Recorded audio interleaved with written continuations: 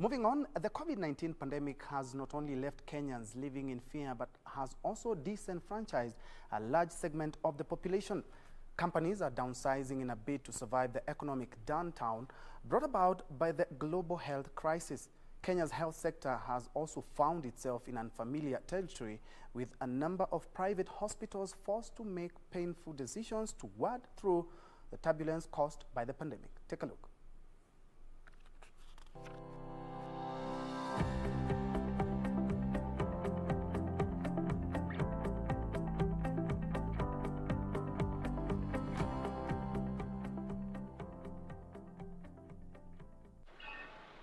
On Friday, March 13, 2020, 3 months after China reported an outbreak of the novel coronavirus, Kenya announced its first case.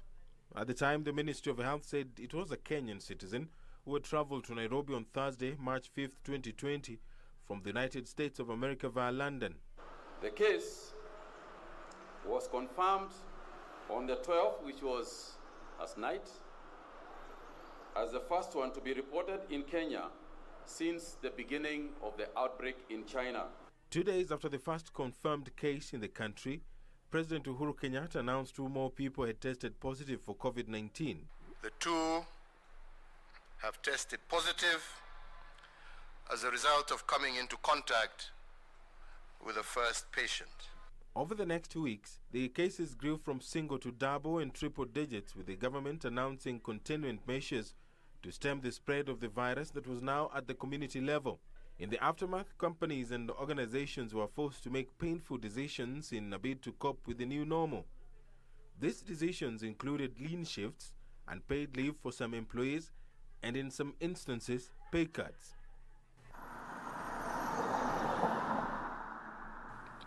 The MP Shah Hospital was among the few private hospitals that effected staff pay cuts, citing loss of revenue due to the decline in the number of patients seeking treatment in its facilities. One of the austerity measures that we took was we significantly reduced our marketing expenditure, and we thought that it's important that we reduce certain expenses. We froze new recruitments. We also did not engage too much overtime. Locum doctors, locum... To come, I don't know. But for now, I can comfortably say that the trend hasn't changed for us. The financial effects of COVID-19 notwithstanding, there is consensus the safety and well-being of healthcare workers remains paramount. As of mid-July 2020, Kenya had lost 3 medical practitioners, a doctor and 2 nurses to the pandemic, highlighting the vulnerability of those working in the front line to save lives. If private sector do not come up with a mechanism to cushion health workers, it has eaten into their purchasing power. Because now if you're using 100 shillings to come and work, it means you're going to use 200 per day. If you're using 200 per day, to double to 400.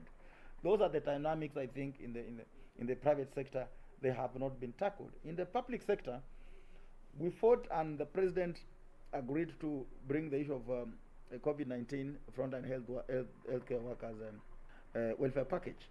That package was to be on for a period of 3 months. I think most of the counties have not paid, but a few have started paying. Money has been released, and I expect that all counties should be able to pay that money. With coronavirus cases now in their thousands and more healthcare workers becoming susceptible to infection, the challenge is on the country to prove it can flatten the curve and defeat the deadly virus. For Channel 1 News, I am Edward Kabasa.